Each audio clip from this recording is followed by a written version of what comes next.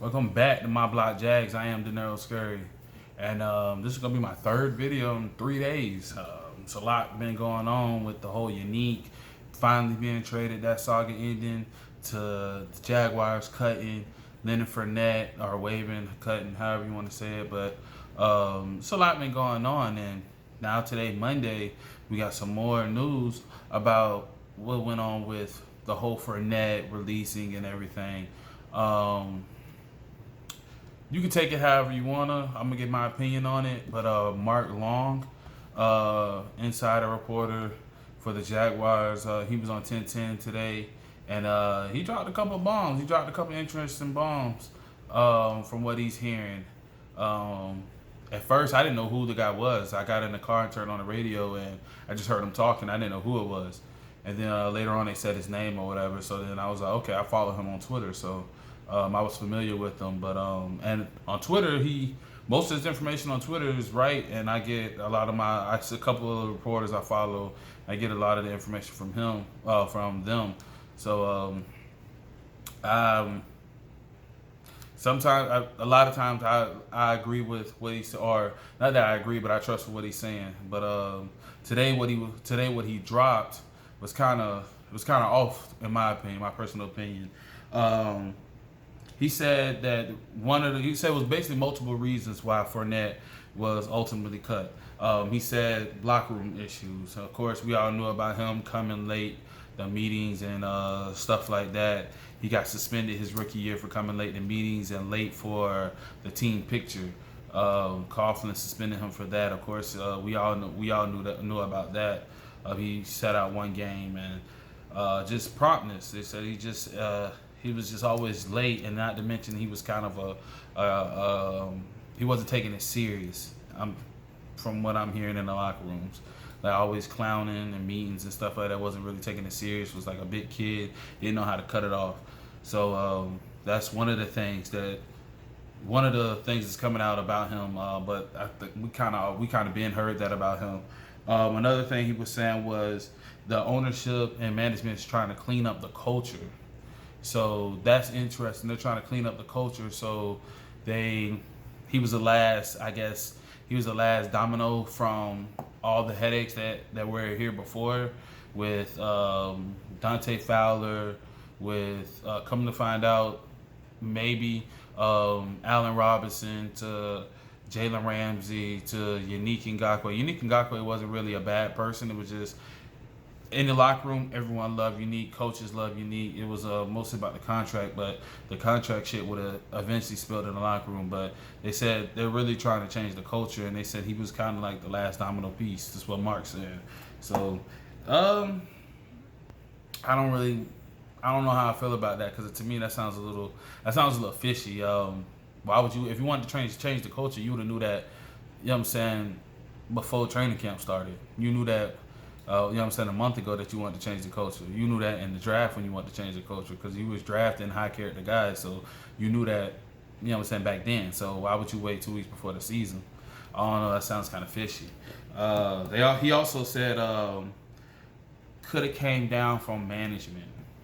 I'm sorry, not management, ownership. Could have came down from Shad Khan. Shad Khan probably had enough of him and said, I want him out. I want all the bad apples out before you ruin any more of the players. And he could have been that. He could have been the guy saying, well, this is how we used to do it. This what said to the younger guys. He could have been trying to influence them to do bad things. Or not bad things, but just could influence them to be disruptive, what I'm saying, or be outspoken when you might not need them to, or certain issues don't need to be brought up. And that could have been it. He could have been like a cancer. I mean, what do you do with cancer? You remove it. You cut it out, you remove it, you get rid of it. So that's what Mark Long was saying. I don't know how much of that is true. I mean, he's a Jaguar insider, he's a Jaguar reporter. But that's what Dog said. That's what he said. He also said supposedly some of the players complained about Fournette. Now this is the big thing. What players complained about Fournette? He said players went to management to complain about Fournette. So you got to think, More than likely, they got to be on offense. So who on offense complaining about Fournette? Well, the person on offense who directly deals with Fournette with almost every single play is the quarterback. So Gardner Minshew, you know what I'm saying? He could have been Gardner Minshew. He didn't say no names, but I'm just gonna jump out the window and say, so Gardner Minshew complained about him. Maybe a couple of guys on the offensive line. That's the only thing I can honestly think of who could have said something. Maybe Gardner Minshew. That's what I'm thinking about. That's who I'm assuming that he's talking about. Because what other guys would go to management and complain? More than likely, there has to be somebody on offense who would go complaining about him. So, but the guy he left that open. He didn't say who it was. So we really don't know. We just assuming and guessing on that one. He also said that he doesn't fit Gruden's system, his offensive system. You look at how Washington was playing last year. They didn't use the single back. They didn't use I formation a lot. Or they did, but it was a lot of what they call that offense. It was a lot of kind of like what you're seeing with a lot of teams right now. You know what I'm saying, with the scat back and receiving back and kind of quick back. It was that type of offense. Like if you look at Adrian Peterson, he's another downhill bruiser back, and how he fits in that offense. He doesn't really fit in the offense too much. That may be because he's getting older, but he didn't really fit in that offense too much. But with all the injuries, he just ended up playing. But I don't think that's a reason you cut a 1,700-yard player because he doesn't fit in the offense. I mean, 1,700 yards from the year before, you keep that and you work around it. He led the team in reception, so it's not like he can't catch out the back. It's not like he can't catch out the backfield. So you use that. If the offense is less of him running, more of him receiving, or he's going to go from 20 carries a game to 13 carries a game, but he's going to have to receive more, then you do that. But you don't just cut a 1,700-yard player because you feel he doesn't fit your offense. He's talent. You don't cut talent because they don't fit your offense. Like that's strange to me. Not to mention you just flat out cut him. You didn't even trade him and try to get any composition from him, which I don't believe Caldwell not one bit when he said that. I believe he told Doug Marrone when Doug Marrone asked, "Can we get any compensation from him?" He said no. I believe that's a lie. That's a goddamn lie. You couldn't get nothing. Miami traded their running back to the Jets for a 7th round pick. Some guy I never heard of, and I think he got drafted last year. Granted, the trade didn't go through because he felt the physical, but the simple fact they were able to get a 7th round pick for this running back who no one ever heard of, and you telling me you couldn't get nothing for Fournette? I don't believe that not one bit.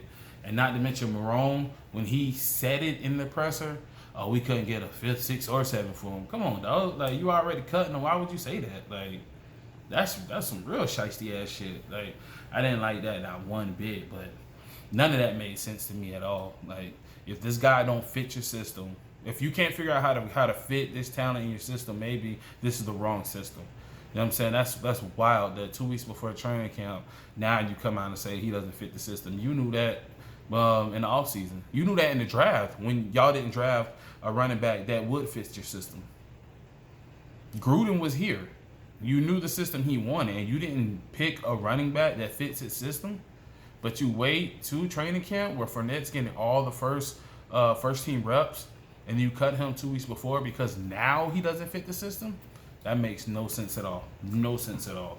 So I don't believe it. I think that's straight bullshit, and I think that's what Caldwell told Marrone to say, and that's what Marrone, who's the only person that faces the media, that's what Marrone says. This is what I think. I think there's a big wall in between Caldwell and Marrone. I think you have Caldwell and ownership on this side, and I think you have Marrone, Dolo over here. And they do, Caldwell and ownership does what they do, and they just tell Marrone, hey, this is what we're doing, tell the media, and that's it. They fall back because they don't ever answer none of the questions. You never see Caldwell in interviews. You never see Shah Khan. He's not even in the building. So They don't have to answer to none of this. You got Marone out there on the island by himself trying to answer these questions, and he don't even know the answers because these moves are going on without his knowledge. But that's just my personal opinion. Then they said Mark Long also said that Minshew. We were seeing video of Minshew and the offense, some of the receivers. Last month they were getting together doing their own little workouts, and they said Fournette and Dede didn't show up to none of those workouts, and Fournette ended up getting cut. Apparently they're trying to trade Dede. That's the rumor, and that's another reason. Did Minshew go to management and say, "Hey, Fournette didn't show up, but you know what I'm saying, him or Dede didn't show up," and then all of a sudden now they're on the move. You got them releasing Fournette. Then you got Dede. They're supposedly talking about trading him before the season or getting rid of him. So I don't know. Could all this started? Could the domino started from Minshew, with Minshew expressing his opinion to the coaching staff and management, and then it just all went from there? I don't know, but all this sounds a little fishy. And last, they could be making an example. They could be making an example of the team to the team. Hey, this is the guy we drafted in the first round, 4th pick, just 3 years ago. We're changing our culture. We're changing our culture. This is what we don't want. We expect this from you guys, and we don't want this. You see what we got rid of. You seen how much he was getting paid. You seen where he was drafted. You seen the productivity that he had on this team, and we flat out cut him. We didn't even trade him. So maybe they're setting an example with Fournette to the team. That could be it. I don't know. I mean, a lot of this is up in the air. A lot of it is big question marks. That could be what it is, though. But again, you cut him 2 weeks before the season and don't get no compensation for him. That doesn't make sense. None of that's. I'm gonna keep going back to that. None of that makes sense. And that's my only thing with all of what Mark Long said today on the radio. A lot of this stuff doesn't. The dots don't. You know what I'm saying? Don't connect in certain things. It's like, well, did Minshew? Because he didn't say, but we just. I mean, if you heard what he said, you're just gonna insinuate he's talking about Minshew. So could Minshew have went to the coaching staff and said, "Yo, this is gonna be an issue"? But apparently Minshew and Fournette got close during the offseason or something like that. I was reading, so that doesn't make sense. Did Minshew say, "Hey, I think we can do better with Thomas and Ozebo"? I think that's his name, the other running back, and the guys who we have, and Rock Armstead. Can we do better with them? Does management and ownership think we could do better with them? I don't know, man. That sounds odd, though. Like, I'm not keeping a buck. That sounds strange for you to even think that. But this is all Mark Long's story. So you take that with however you want to believe. If you want to believe you want to believe it, go ahead and believe. I know some people, they think whatever comes out from the organization is gold. It's the truth. There's no cap in it. So you can believe it if you want to. I'm gonna put it up there on the shelf. It's not gonna slide to the bullshit yet, but it's up there. So I don't think that's what it is, and that's what it was. Not to mention, they said they're trying to clean up the culture. How do you clean up the culture, but you keep the same? Keep the same coaching staff and the same GM. The GM drafted this culture. This same culture got us to the AFC Championship game in 2017. This same culture made this team relevant for the first time in so many years. So how are you going to sit there and say you're trying to change the culture? You pursued these players, got them on the team, and this is the culture that you got. So if you're changing the culture, I think it needs to start with them. All these guys ain't lying. Jan's not lying. Jalen, Fowler, Allen Robinson, AJ Boye, all these guys can't be lying. All them lying, all them coming up and saying there's issues from the top on down. Like, all these people are lying. They're all making this up when they're not on the team no more. When they could just slide and just, you know what I'm saying, just keep it professional. All these people are lying. They're all making it up. Come on, man. That don't make sense. That don't make sense. So it has to start. And it couldn't have all just been Coughlin. Everything couldn't have been Coughlin. They tried to push as much as they possibly can on Coughlin, but you still see this bullshit going on now after Coughlin's gone. So all this can't be Coughlin. Come on now. Use common sense. If you're trying to change the culture, you need to fire the coach. You need to let go of the GM. Just point blank, period. You just have to let it. You have to start. You have to attack from the head on down. And I feel like they're trying to rearrange the pieces, but nah. Watch all that shit out, man. Watch all that shit out. And last but not least, or not last but not least, and if any of this is true, why would the Jaguars take it to the media? If any of this is true, if what Mark Long is saying is true, and you talking about changing the culture, and you're trying to keep the locker rooms closed and not bring no cancers and not cause no friction in the locker room, why would you leak this to the media? Because the media, if you tell the media this, what is the media gonna do? They're media. They're gonna tell it. So if any of this is true, why would you tell the media? So now people are gonna, after they hear that, they're gonna look at Minshew sideways and be like, bruh, like, what's up? You said that? You know what I'm saying? You was the one that did that. Why would you do this? They're gonna look at anybody and they're gonna start questioning each other in the locker room. Like, why? If any of this is true, why would you question the media? Come on now. Out of all things, why would you question it? Why would you leak this to the media so players and coaches on the team can get questioned? That's stupid. That's just causing more drama that you don't need. I mean, we're not going to be a talented team this year, so we already have to deal with that in the future. But now you want to cause a friction in the locker room by leaking this to the media? Come on, dog. That don't make sense. This just happened probably like 20 minutes ago. Joe Mixon just signed a new deal, 4 years, $48 million. Drafted the same year as Fournette. He was drafted in the second round by the Bengals. Now let me throw a comparison out there. One of them has 2,931 yards, 870 yards receiving, and 21 touchdowns. The other one has 2,631 yards, 1,000 yards receiving, and 19 touchdowns. One of them just got a 4-year deal, a new 4-year deal. The other one just got cut with $4 million left on his last year of his rookie deal. So that tells you two things. That tells you one thing. One organization knows how to pick players. One organization knows how to keep talent, and one organization knows how to build around them.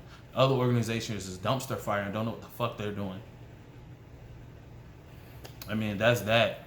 I'm pretty sure more news is going to come out. If more news come out, I'm going to drop another video. Make it 4 days in a row. I'm going to keep dropping videos, keep giving my opinions, keep expressing how I feel. You can follow me on Twitter, ThatBoyScurry, ThatBoyScurry.